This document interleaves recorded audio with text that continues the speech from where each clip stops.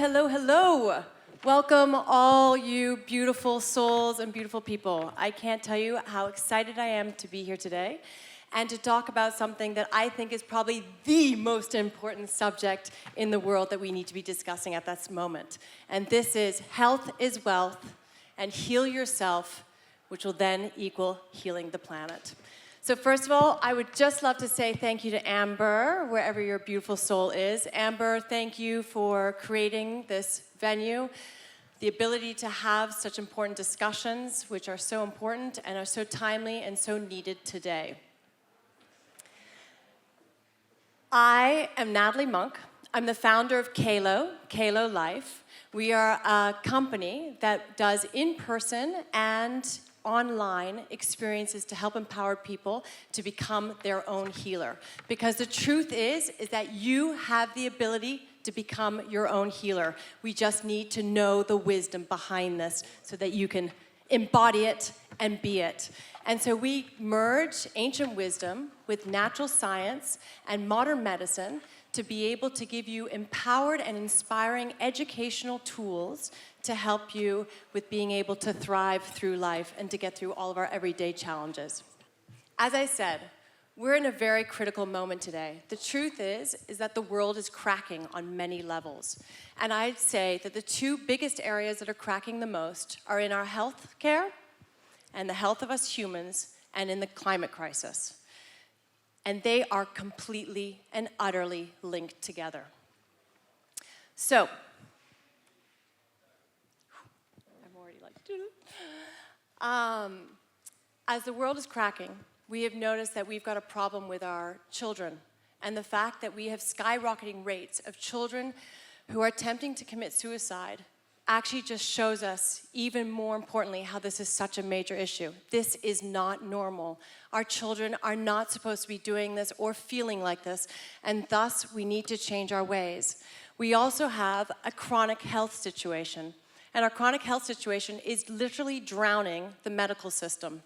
And this is also not normal. We were not born sick. We actually have a huge amount of innate intelligence within us to be able to figure out how to balance ourselves. But what's happening is the world has gotten out of balance. We, as humans, have gotten out of balance. And thus, we're creating more disruption to the planet that we live on, that we call home. Today, everyone goes for progress. But the question is progress really going in the right way? We have, for many, like 200 to 300 years, we have been going through the tech revolution. We've been going through the industrial revolution, and it's now moved into the tech revolution. But what's happened is we've actually progressed in one way while we have not progressed in another way. While we're progressing in one way, we are losing touch of what makes us human and which makes us completely in our skins and to thrive. So when we think about it, we think about how instead of relating so much to materialism and to consumerism, we need to be focusing and putting our attention less on that and potentially more on consciousness so that we can actually learn how to live consciously in this planet, in our body, and to be conscious custodians of this beautiful, amazing planet. We are body, and our being and everything is completely connected to planet Earth. The water, the energy, the soil, the oxygen. If we don't look after it, we are not looking after our own bodies, and this is coming out and showing in so many amazing ways. Unfortunately, not amazing. One of the biggest things that it's doing is it's making us, with all the noise that's going on in the world, we are becoming disconnected from our hearts and from our bodies. And the reality is that it is our biggest medicine that we have today is actually our hearts. The biggest medicine we have is love. And on top of it, it's also the natural world we live in.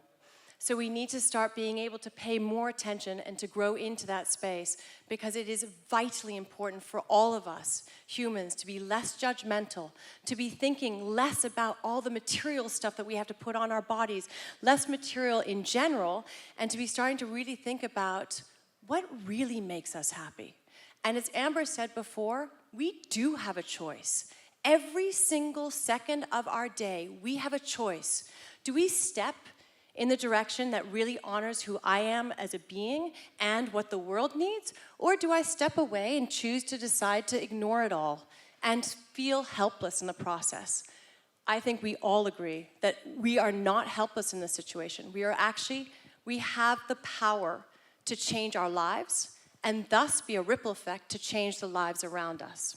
So, before I move on to the most exciting bit of the panel, I just want to say, it is so important that we spend time to actually focus on healing ourselves.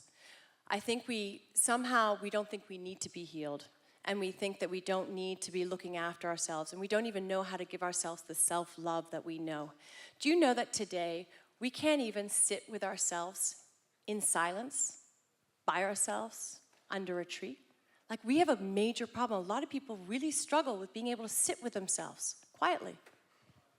That says so much. We're supposed to be connected to the Schumann resonance, which is the resonance of planet Earth. We're supposed to be connected to a much more quieter space. We need to do less, and we need to drop into our being, drop into our bodies. And so my invitation to everyone is to please start thinking about what can you do to start aligning yourself so that you start living truly from the most authentic place in your being, so that you can be truly who you are. Release all the shit, all the baggage from the past, let it go, because that stuff is holding you back from being able to be the voice, whether it's in climate change or anywhere else.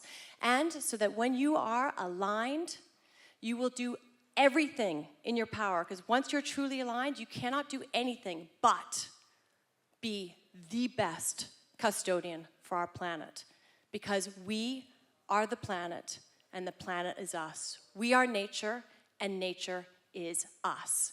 That oxygen that we breathe, the water that we drink, the soil that we eat from, the energy that's in and outside of us. So please, let's all do our little bit just for ourselves and for everyone else, and so that we can really make a change. And today, now, I'd like to introduce you to all these wonderful, beautiful panelists where we're going to be able to get into the juicy topics of everything, dive in deep, and be able to hear from the different industries on how we can really make change to our own personal well-being and thus the well-being of the planet. And what we're going to do from a time point of view, we're going to do a quick introduction with everyone. And then we're going to go and dive deeper into each industry. And then we're going to hopefully, if you have any questions, we will answer questions if we have time, and then drop into a little meditation at the end. So we look forward to being here with you guys. Okay. Thank you, beautiful, amazing people. Sam, do you want to start and tell us a little something about you? Natalie, first of all, thank you very much for those beautiful introductions. And actually, you shared everything I wanted to mention. So that's a good start. And first of all, super happy to be here and very grateful, Amber and the team, to invited me here. And yeah, actually I'll pay to be here because it's a subject I'm truly passionate and wanted to share. And I live and work, and so yeah, thank you very much all being here with us. So I hope we can make a very meaningful conversations. So a little bit about me. My native country is Sri Lanka, and I've been living in London for 25 years. I feel like in life and professionally I graduated in London, so super grateful for London and the opportunities. So by profession, I'm osteopath, and I have practice in West End, not far from here, so offering different healing modalities. For me, my interest always been, it's not about fixing problems, it's about the root of the problems, how we can support this and healing journeys, how we hold this space for individual and collectively to their really finding the meaning and self-empower that. So that is the vision of the work we do at the clinic here. Then we have a Zen Wellness Sanctuary in Sri Lanka, which offer much more deep immersion of bringing the ancient technologies of Ayurveda, Buddhist practices, meditation, most importantly, natural world, which is the biggest healer that we can possibly have. So super grateful that we have international community coming in there, those who need deeper healing. So just a little bit of my introduction. Thank you. Thank you, Sam. Thank you, thank you. Maybe Gemma, you can mention something. Hello, everybody.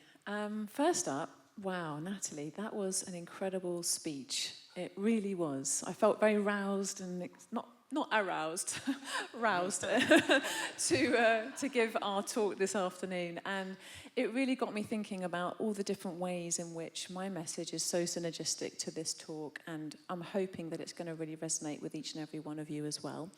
So I am a doctor by trade. I've been a doctor for 20 years now, and I am a senior partner at an NHS GP surgery. That's my day job. I also am hugely passionate about understanding holistic health and understanding how we can help ourselves to heal in different ways, which is something that I feel is sometimes lacking. I think patients often feel very disempowered when they see a doctor, and I really want them to feel much more in control of their medical journey and their health journey. I have written books on this subject, The Plant Power Doctor, and more recently, Get Well, Stay Well, which also incorporates a lot more holistic health in it, recipes, power of nature, and so on. And I also speak about environmental issues. I recently spoke at the European Commission in Brussels, talking about the importance of changing food systems and some of the things that we can do from a systems level.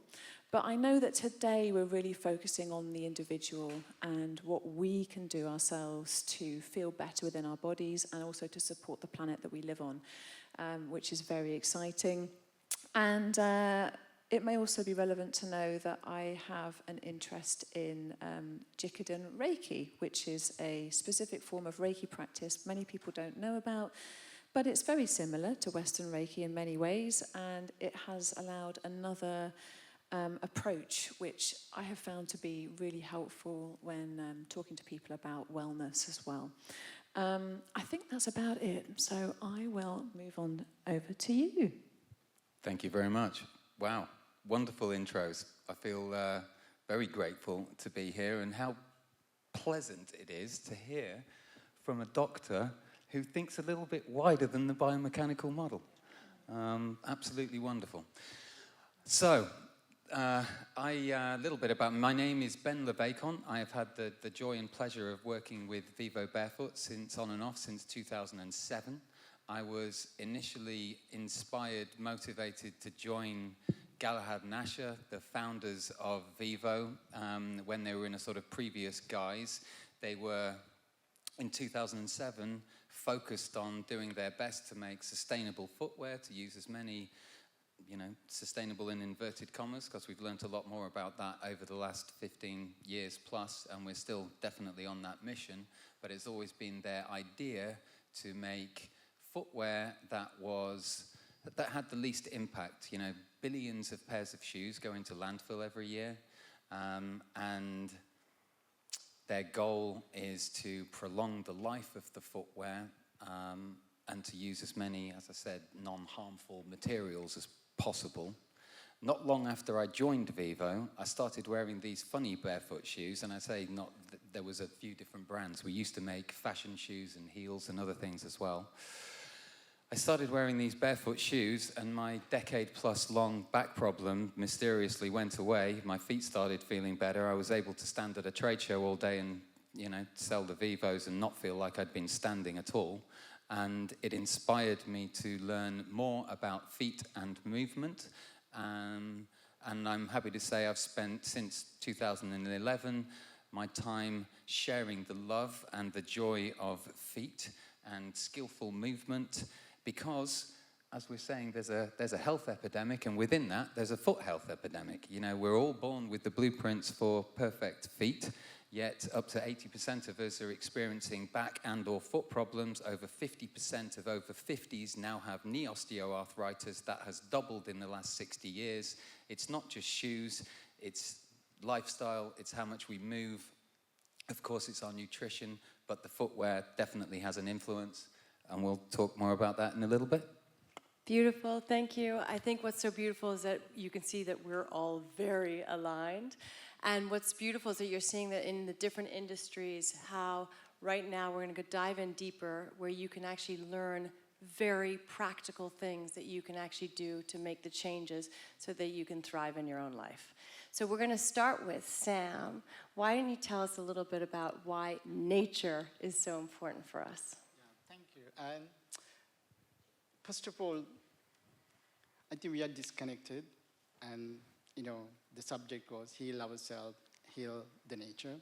So, when you really think about the healings, and it is why you need a healing first. The question is that Ben talks about a little bit, and why you need the healing is that we are not living in the healing. We are not aligned. We are disconnected.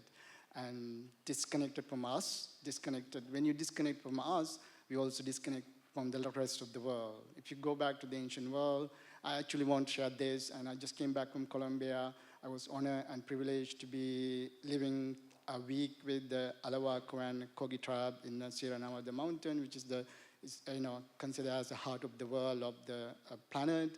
And they live in a very simple life, but full of abundance. And I met these momos who are ancient leaders, and none of them had white hairs. Trust me, I have white hairs. And seriously. And so this goes to show...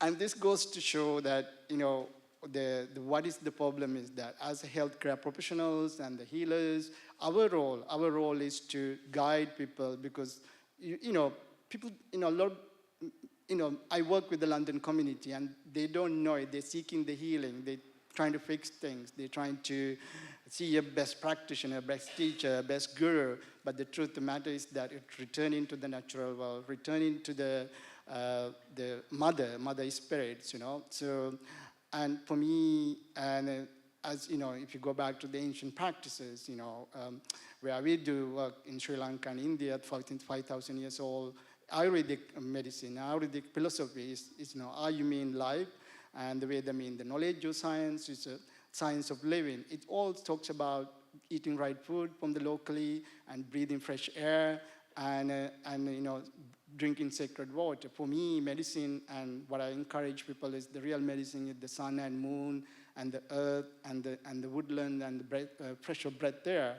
So these are what is lacking in London. So that's why sometimes we need to seek the solace of nature, going into the nature, healing center, retreat centers, and deep level. If you look at the great healers to walk on the planet, the Buddha, the Christ, the Muhammad, where they got the wisdom and insight being in the nature. So for us, is the real mother is the returning to the nature, and I hope this revolution can take place in top down, bottom up. Thank you.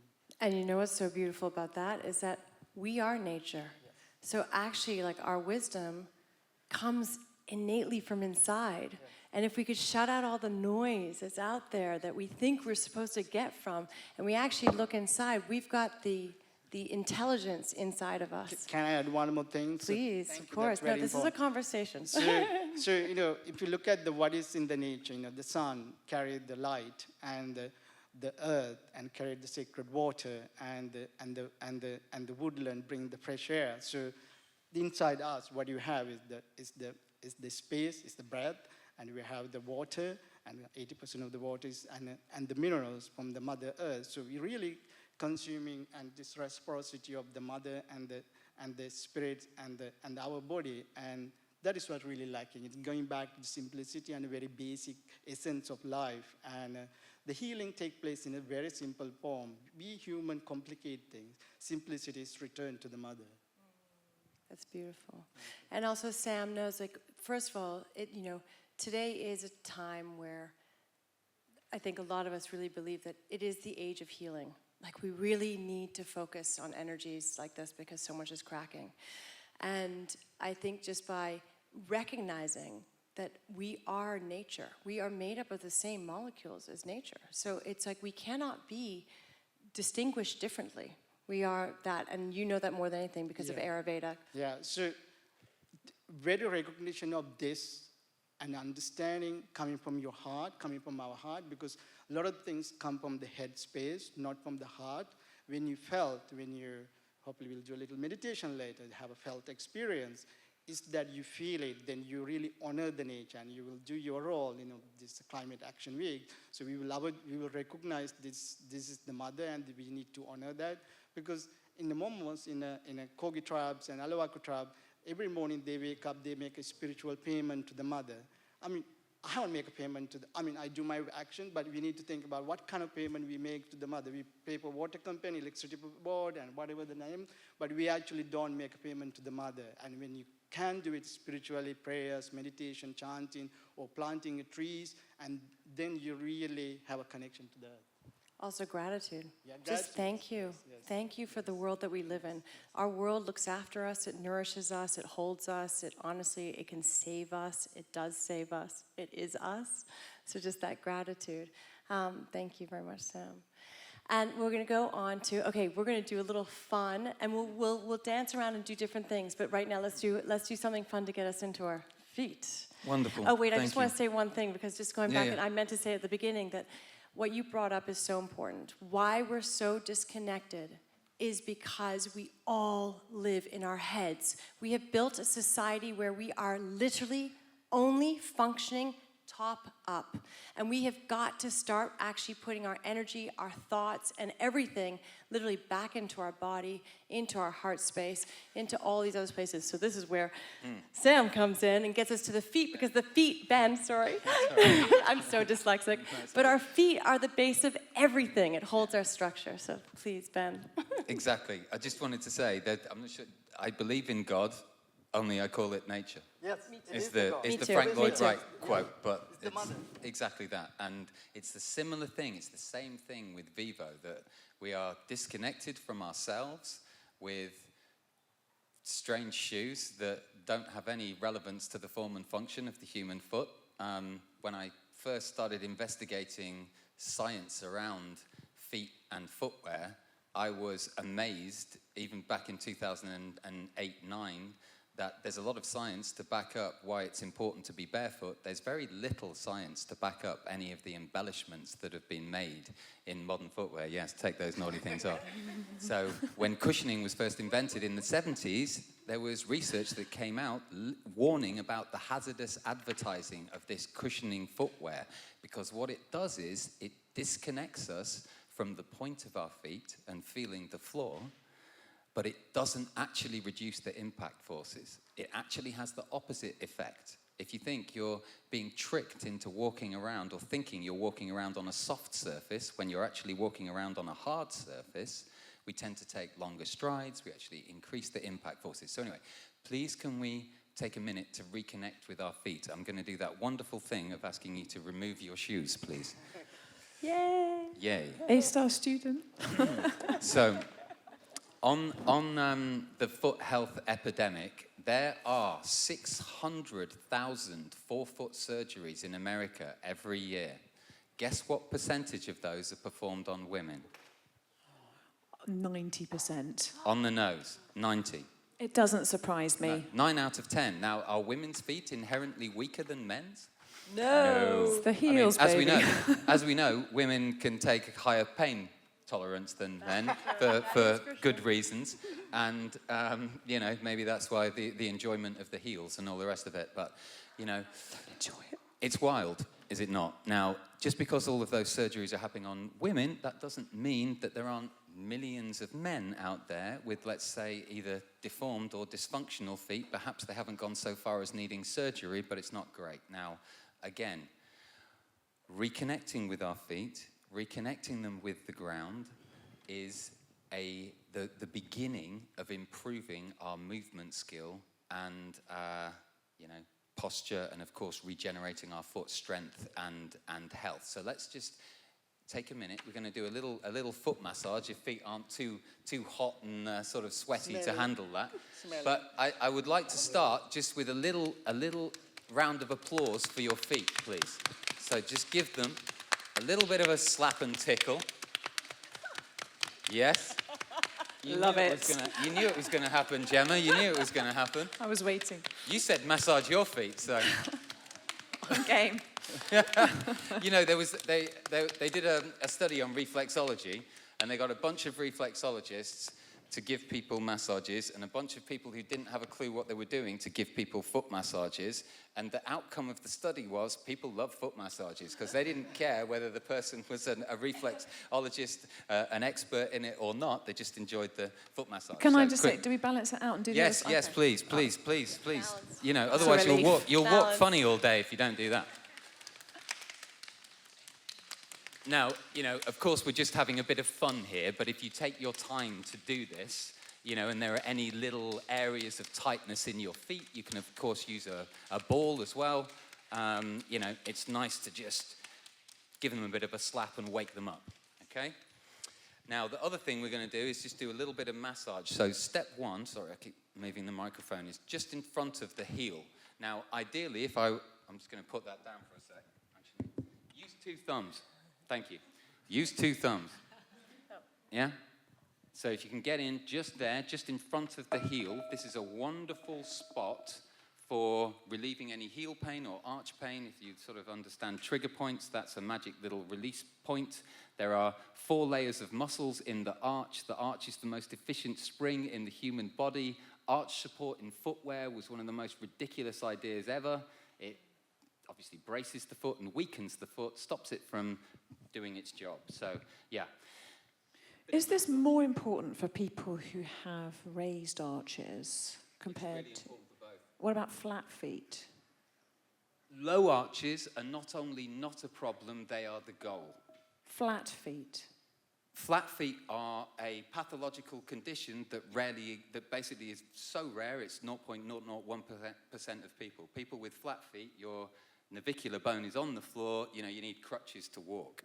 So this whole idea, if you look up on the NHS website, flat feet, it actually says, don't worry about it, not a problem, billions of people have flat feet. Even the NHS say that. Yeah, if you go and see an NHS podiatrist, they're going to try and give you an orthotic, they're going to do this, they're going to do that. So there's disconnect there between, understanding. Okay, so I'll keep this. So, if you can, just massage slowly down the arch of your foot towards the middle of the sort of metatarsal heads, as in balls of the feet. We don't have one ball of the foot, we have one on each toe, as it were. We can go behind the ball of the big toe and do a little bit of massage there as well. And if you can lift your big toe up and down whilst you're doing it, then this helps to free up all of the layers. And, the analogy is kind of Velcro, and by doing this sort of thing, we are freeing up the skin from the fascia and connective tissue and muscles and just freeing everything up again. And again, you can do this, it's obviously standing on a massage ball. The other thing that it's fun to do is to spread our toes. Because again, so many people have got squashed big toes. So feet would be widest at the toes had we have never worn shoes. And one of the points of Vivo, one of the key characteristics, is that they are wide. Not wide in the metatarsal heads, but wide in the big toe, so that we can regenerate the form and function of the big toe. The job of the big toe is to control our balance and our weight as it goes over foot. So popping it into a narrow toe box that's shoving it out of its place means it can't do its job. And not only that, there's research that shows it limits the blood flow into the foot, which of course is going to lead to further sort of weakness and atrophy and what have you. So yes, just walking in Vivos for 6 months gives you 60% stronger foot muscles, which is important to help prevent all kinds of foot issues. And also, we've got research that shows balance is improved even in older people over the age of 45 and those who've experienced falls. Of course, it's good for kids to grow up barefoot. That's the best possible beginning that you can have. And this is backed up by a lot of... I'm going to stick my fingers between my other toes just so we even ourselves For up. balance. For balance, absolutely. Not because I love it or anything. It's very enjoyable. Anyway, yeah. So at Vivo, we have a range of footwear, but ultimately we are a natural health brand that is there to reconnect people with their feet and in feeling the ground with nature. And when you do that, that treading lightly, physically, leads into thinking about treading a lighter path in the rest of your life, which can help us to want to connect with like-minded people and just think a bit deeper and look after the planet. So yes, we are a footwear brand, but the footwear is a tool to help us reconnect people with themselves, each other, and a wonderful, the wonderful nature that is the true God and healer. And probably the best medicine is literally being in the woods and walking in with no shoes at all. Absolutely. And just literally feeling the planet. It's the most, so one of the things that we were just talking about, the fact that we all live in our heads, well, and we're not in our bodies, one of the quickest ways we can get into our bodies, literally, and it's called grounding, is you literally walk in the woods or anywhere. I mean, my kids, we all live in vivos. Yeah. We've been living in vivos forever. And yeah. Can I add The one more wonderful, thing?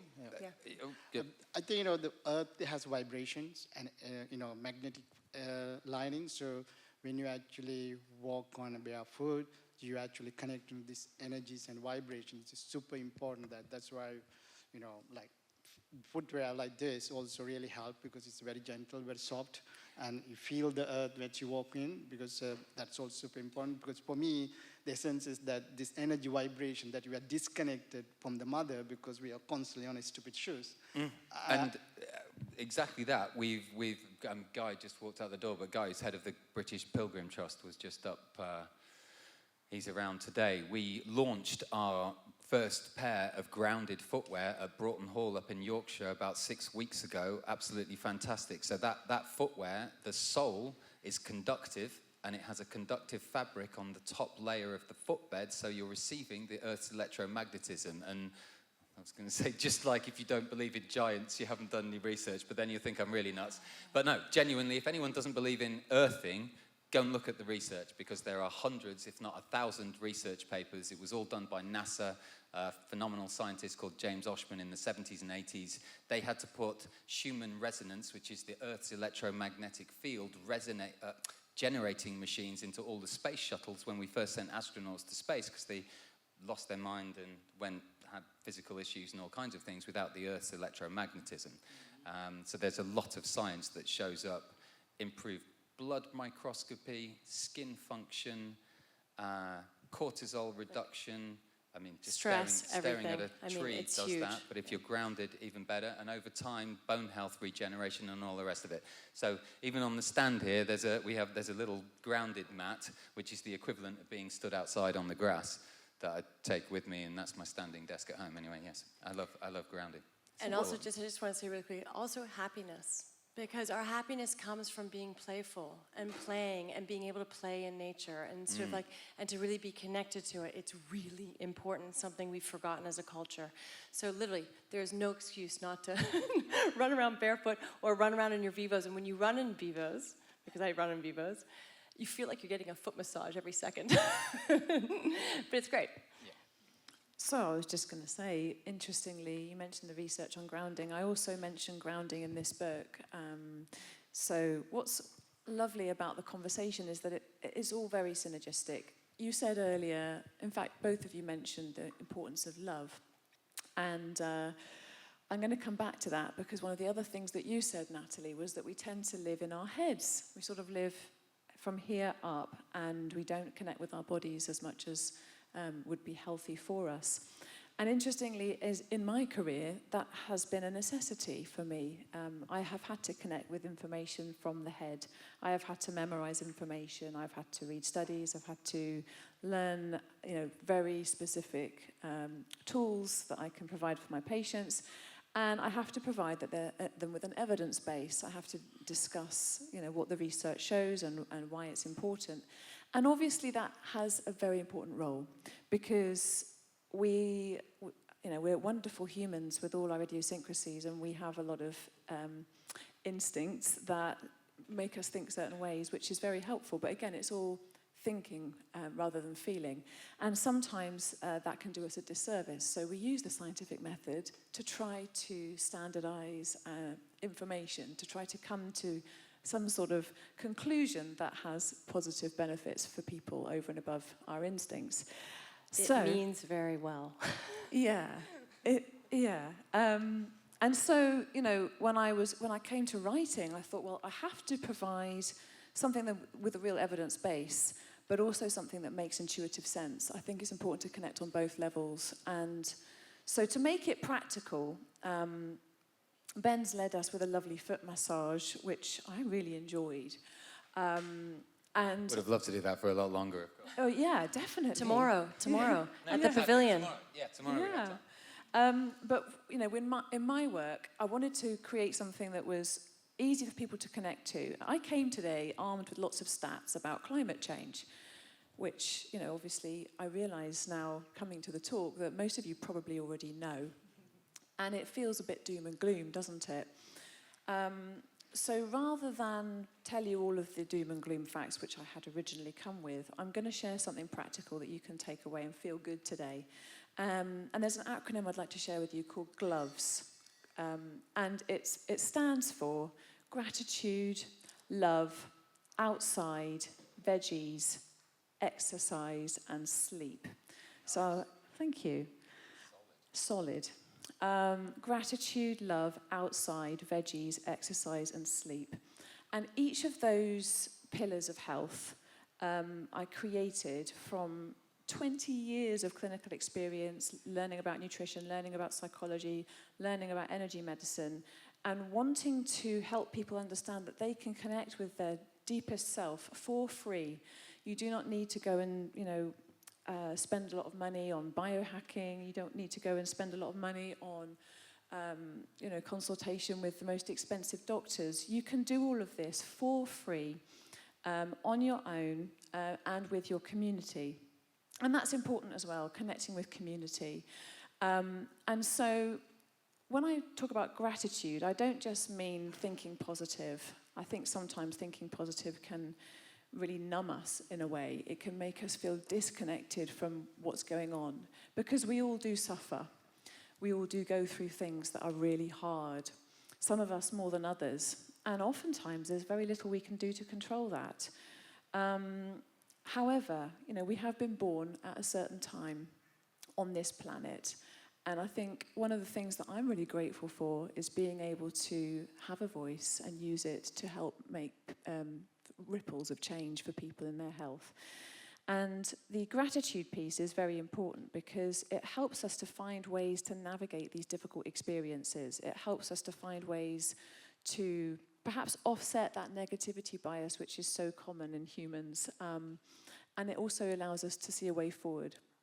Something quite different from hope, but it allows us perhaps more of a sense of wonder. It allows us more of a sense of perhaps enchantment. And we need those feelings in order to want to protect the natural world. And we need to connect to the natural world in order to understand why it's so important. So again, coming back to that is the O in outside, grounding. You mentioned the power of being in the forest. There's so many reasons why that would be, but there was this great study I'd love to share with you where people were taken on a woodland walk and 90 minutes in the forest, and then they measured the amount of natural killer cells in their bloodstream compared to the same cohort of people walking for 90 minutes in an urban setting. And what's amazing is that the natural killer cells in the body increased by 50%. And this is great, because what this means is it's your body's way of protecting yourself. It's your body's way of regulating your immune system and your immune response.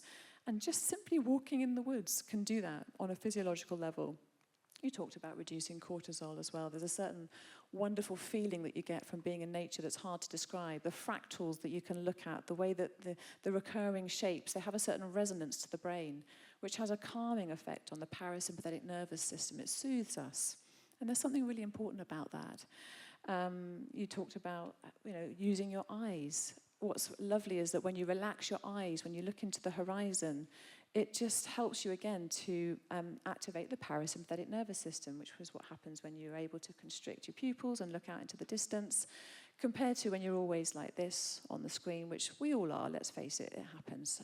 That's what the modern world is like. So even just taking a moment to look at a scene of nature or go to a window, if you're in an office, just try and go to a window and relax your eyes and just look out at something green. It has an amazing effect on your connection to nature. I want to also touch on nutrition. Yeah, just before you go on to nutrition, because I think something's really important. It is really important about the light and the dark. You cannot see the light truly until you've gone through the dark.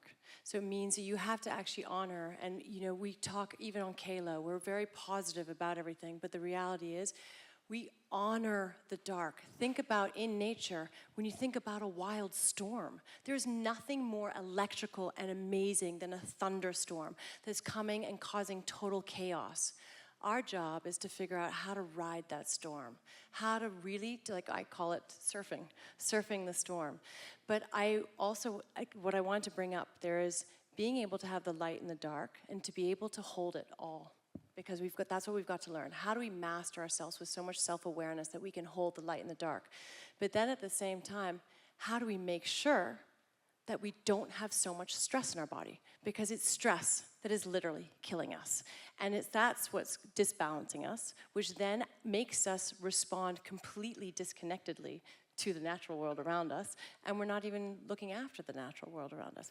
And I know you, because being a doctor, you have to work with stress the whole entire time. That's the root of it, no? Yeah, I think when I think about it, almost every patient I see has stress as a factor in their illness. And that can be stress because they're in constant pain, or it could be, it's a two-way street. The brain and body are obviously ultimately highly connected. You use all of the enzymes and the hormones in your body to express your emotional state in the brain. And gratitude and pain, they come from the same part of the brain too. And so it's very challenging because we're living in a time where there's more depression, there's more anxiety, there's more self-harm, there's more chronic illness, there's more chronic pain. And people who are in marginalized communities, people who are of color, women in general, actually, of low socioeconomic status, experience these chronic pain conditions on average more than people who are more affluent and people who, are white. And I think that's something that is important to recognize, because when we're talking about these things, there is a disconnect between what we feel we can actually do ourselves and what we're born into.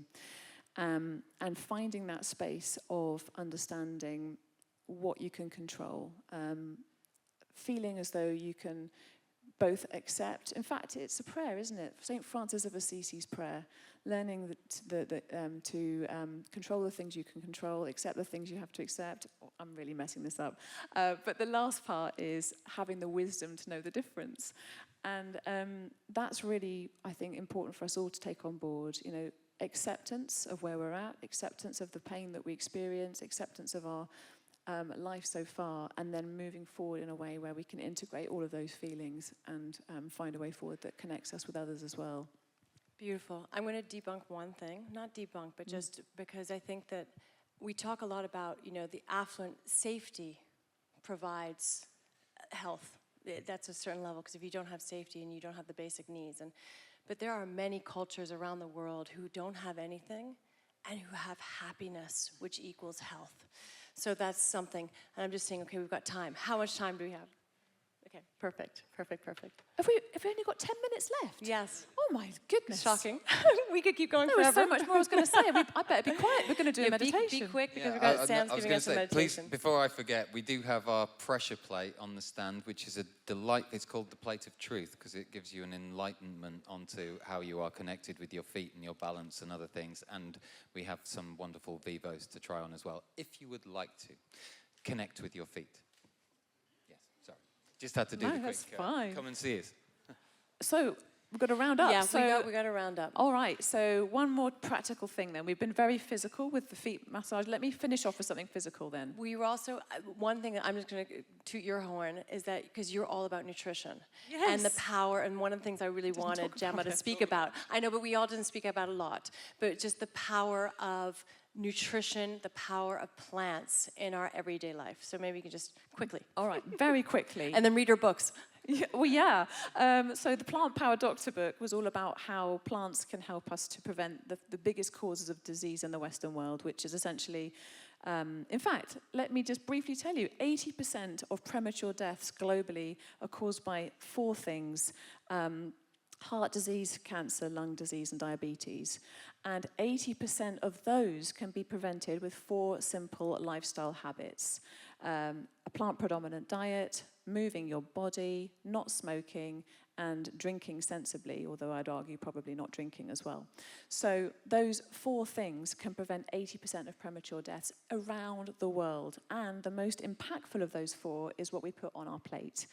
Interestingly, 1 in 5 deaths globally are thought to be caused by our diets, and it is more impactful than drug addiction, alcohol addiction, combined.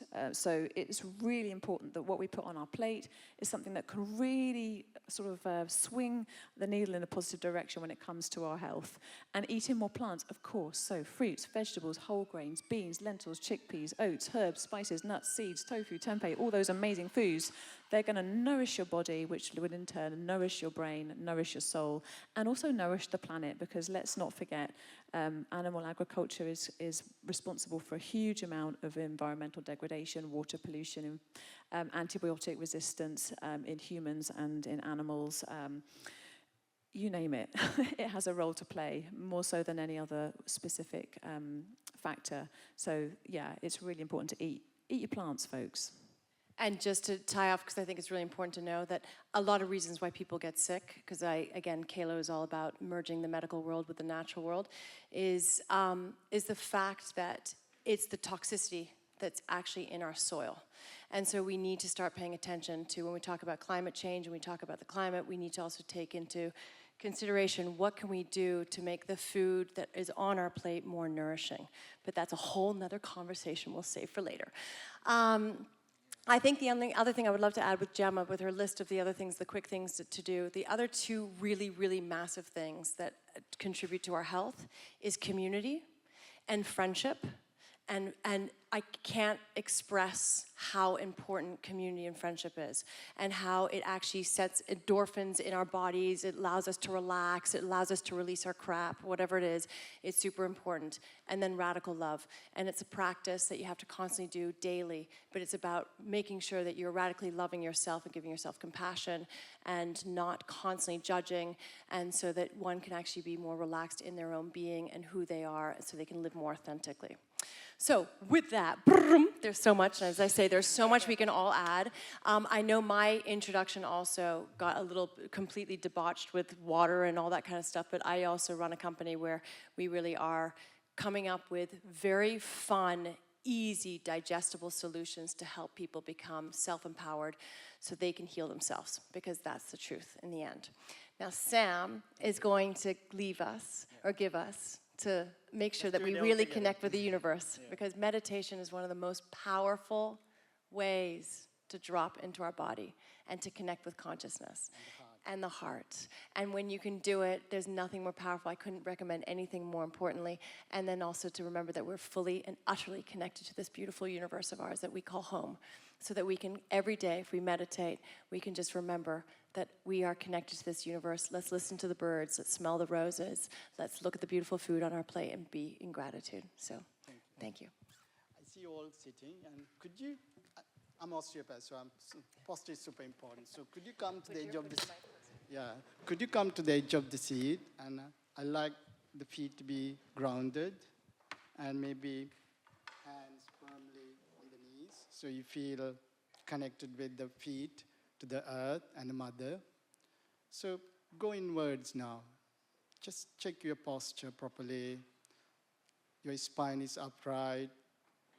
Your hands are soft, gentle.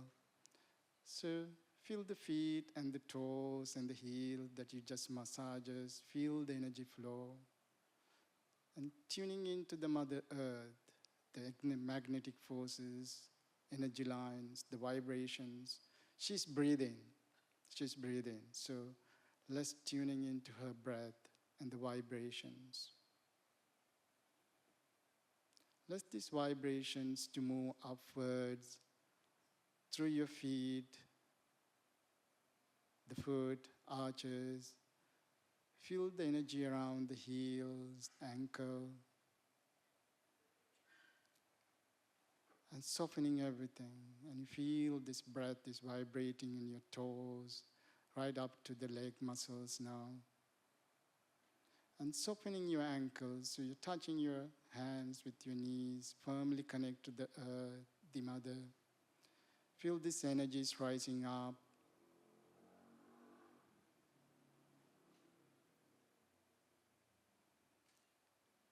And softening everything on your thighs. Feel this flow of the breath, vibrating, moving upwards.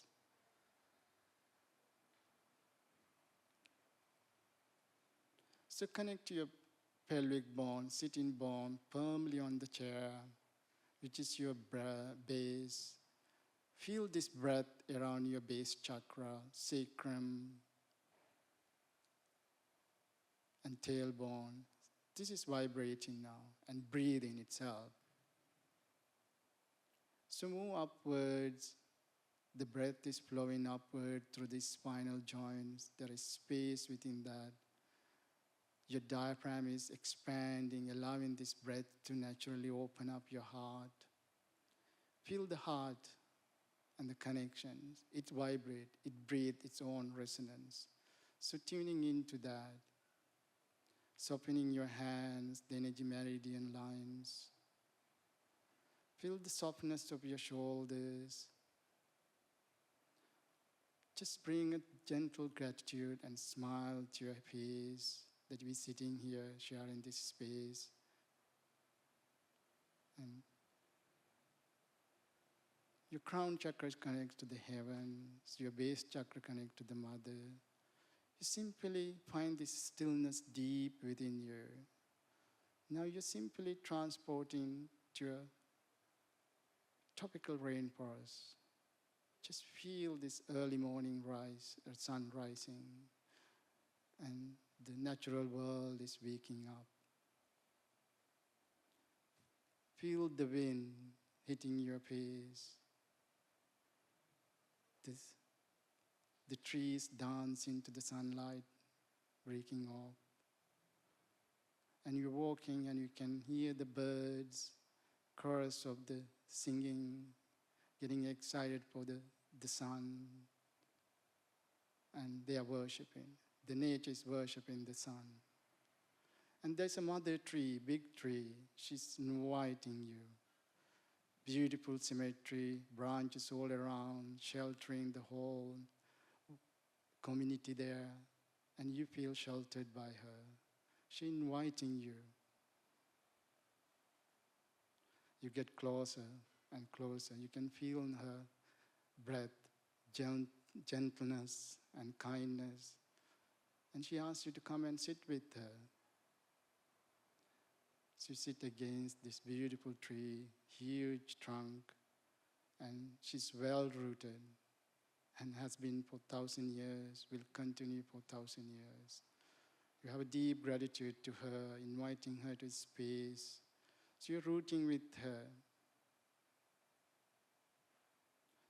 And you can feel this breath all around.